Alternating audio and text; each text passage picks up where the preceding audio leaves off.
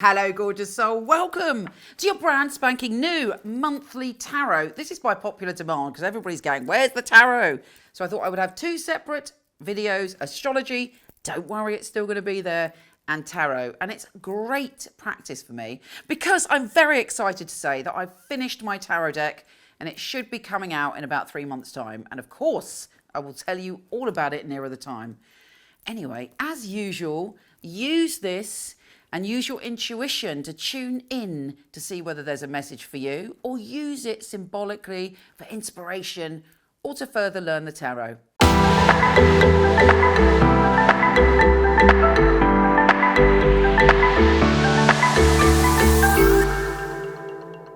Let's start with the past, present and future. Taurus, Taurus, Taurus. And then you can establish whether this really resonates with you. Taurus, Taurus, Taurus. What is occurring? Taurus, Taurus, Taurus. Let's go.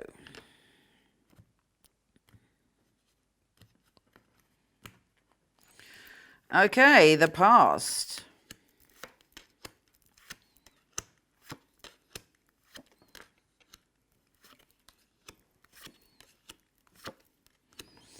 Right, Taurus. So the first row is your past, and you're potentially thinking about people in your past that you used to hang out with. Do you remember those good old days where you used to hang out with people? You've got some very positive friendship energy around you, people that care for you, people that you feel joyous about. But also there may be sort of people in your family or your connection that are a little bit, argumentative, the Page of Swords. But, it's generally, it's a well-rounded connection to people. And you might be feeling now in the present, the Three of Swords, like feeling quite sad that you can't physically have the people around you or be doing the things that you normally do. And the Three of Swords is quite interesting because if you look at the card, it's very symmetrical. Sometimes we're not even aware when we're going through a hard time emotionally. We're not acting ourselves, but we don't even know it because the pain is just... we're used to it. It's not like a sudden jab in the heart. It's like constantly there. So examine, how are you feeling in your heart? Have you been feeling a bit sorrowful? Is there something that's wounding you connected to your family or people from your past? If so, there's a great healing coming to you. You've got the Star here. The Star is one of the most fabulous cards. In the traditional numbers of the tarot, the Star comes after the Tower. So after drama, upheaval, pain and suffering, we get the Star, which is deep inspiration. Suddenly, like you wake up after a storm and the birds are singing and the sun is shining.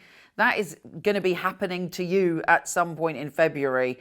You'll be like, suddenly I feel inspired again. Suddenly I can get excited about life and I feel at peace with myself. And it's just a very inspiring and loving card. And then in the center of that, you've got the Page of Cups. I mean, it could be a child of yours, but I always see the Page of Cups, if I'm doing a reading for someone, is usually it's an element of themselves that is reawakening. A reawakening to your innocence, to your joy, to seeing the magic and beauty in the world.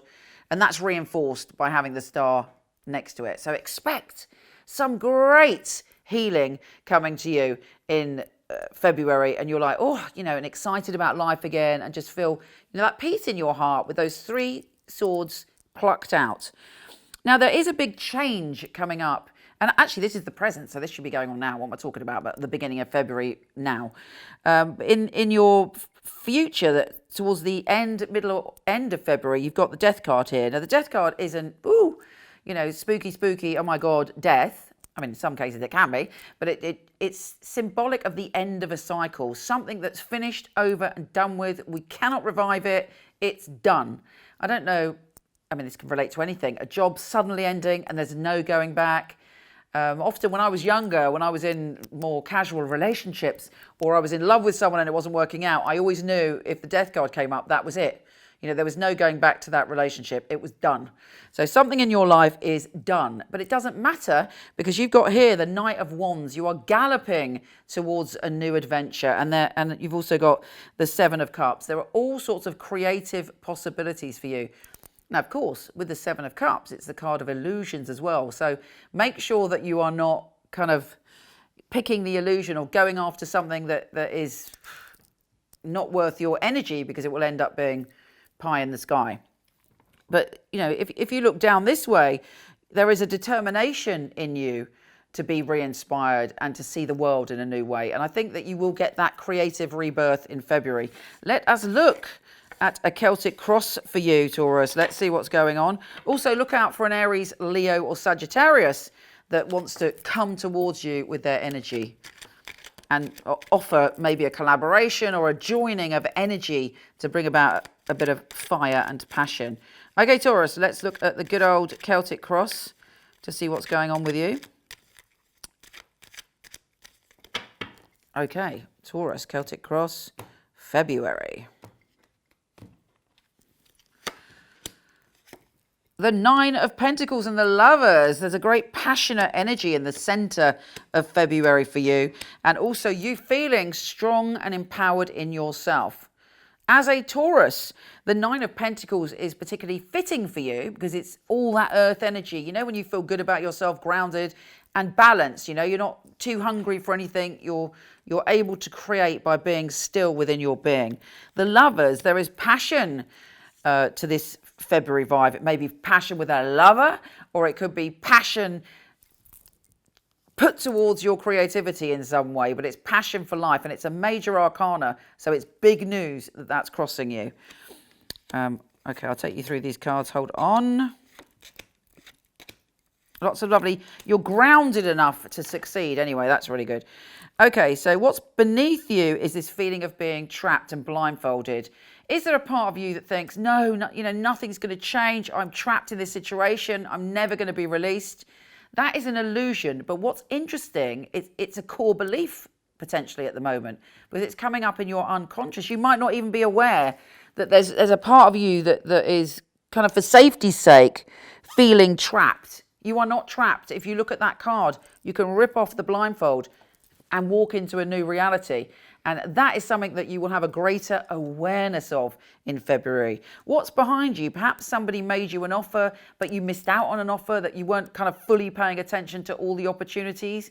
Well, you're moving on from that, although I would still look around you. Is there something you're not seeing in terms of an opportunity? And yeah, because that's coming up in two places, being offered something coming towards you. So keep your eyes peeled for that opportunity. In your immediate future of February, we've got the Queen of Swords, somebody who relates with their intellect. They don't talk from their heart. They may be very detached. They might not even know how to communicate with their heart. Or perhaps you're detaching yourself from someone. I'm going to go into that deeper in a minute. What could come into being is yet again another opportunity, and a Taurus, Virgo or Capricorn that's offering you something. What's in your home environment? The world. Something fabulous is coming. An experience, a move, a transformation around your home environment that makes you feel good. It's a peak experience. It's the world. Technically, well, it's the last card in the deck, but it's also considered one of the best cards in the deck because it's like, oh, you just feel like you've got everything you want. Sometimes that feeling only lasts a split second, but it's that moment of just feeling, oh, I have it all. So that's good. In your hopes and fears, you've got the Magician. What is going on with you, Taurus? You've got the Eight of Swords beneath you, and in your hopes and fears, you've got the Magician. Time to have faith in yourself and to know your power. You have the power to transform things, and that power is coming through you this month. Don't blindfold yourself to your power. Don't ignore opportunities and chances. It's time to be a little bit more kind of optimistic and the belief in yourself and your soul journey. I know obviously lots of people I know are suffering from depression at this time, and it's hard. You know, people aren't feeling their normal self. Do seek counselling if you're going through that depression. Talk to your friends, share your feelings. There is great hope in this reading. The Ten of Pentacles, I love this card. There's a Greek myth where an old lady knocks on the door of a very rich family and is all, you know, in shredded clothes and says, would you give me a bowl of soup and some bread? And the homeowner dismisses this person rudely. And it turns out that this person is actually a goddess in disguise. And really saw the true spirit of the person who opened the door. And that is not necessarily going to happen to you. Don't expect no goddess to knock on the door, but it's saying that you are also being watched. Someone is watching you and believing in you and seeing your potential. Don't cock it up by being self-destructive. Know that there is this cosmic presence around you wanting to help you out. Don't turn away from it.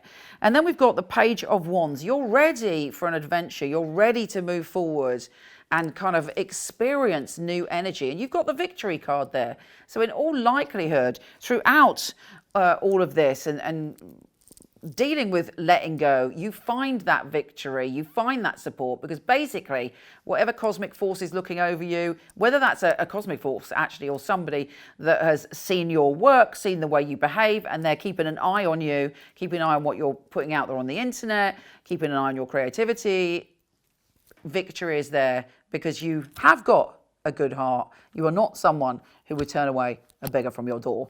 Anyway, here we go. Let's look a little bit deeper. We've got the Lovers here, and we've got the Ace of Cups. So I would say that's a brilliant energy. It's the heart of February, and it's the Ace of Cups. An overflowing of abundance and love could surround you, and it's there. Feel it. And obviously work on your self-love as well, but there is a lot of positive vibrations coming your way. Let's put one on the Queen of Swords. This may be someone you're dealing with. It could be a parent. I think you'll probably know who this person is. Who's a bit detached and difficult, and maybe not. You find them not soft enough sometimes. You're working hard. You're working hard on that relationship, and actually maybe that relationship is improving in some way. And also it may be someone that gives you advice and you're like, well, why are you being so cold giving me your advice? But actually the advice will help you bring your harvest. There's a bit of confusion in your immediate future, and I just think it's really important to keep your vibe up if you can, because you've got the Five of Cups here, such a clear picture of what this card means in the Rider-Waite. It's like you feel like there's spilt milk, things have fallen over, but what is behind you are two cups that can hold in them many magnificent things rather than the spilt wine. You've got this potential behind you, so please remember that. Allow yourself to go through the rebirth and keep looking forward to the potential that's there. There's also looks like there's the opportunity of a new job here or new study that makes you feel structured and grounded, which of course we know you love. Anyway, interesting times. I hope you enjoyed that. Do give me a like if you want me to continue with these. Follow, you know the drill. Take care, gorgeous, and I'll speak to you soon. MicheleKnight.com. I was a client of Michele Knight, so I knew all of the psychics and they'd read for me. It's such a innovative and really useful organisation to have at your fingertips. There are a lot of people who they have an idea of what a psychic reading is, they have an idea of what a psychic should and shouldn't do, and a lot of it is from centuries gone by, the carnival sideshow, and Michele really has brought psychics into the modern world. Michele Knight is a wonderful organisation to work for. It's a unique family, and that is readers, the customer service operators. I know if I wanted to choose a reading, I know I wouldn't go to another company. The ethics, the standard, the professionalism that we keep really is second to none. To be honest, I've never really looked at another reader service because I don't think I need to. When I finally got a job, I prayed that I will do well with all the tests that we go through. I was absolutely delighted. Well, the process of being employed with Michele Knight wasn't an easy one, which always makes it more rewarding when you do actually pass the 4 test readings that you have to go through before you're accepted. The interview process is actually reading for other people, reading for some of Michelle's staff as well. It's actually, what they're looking for, specifics, so surname, relatives, their names. They're looking for what happened 2 or 3 years ago in detail.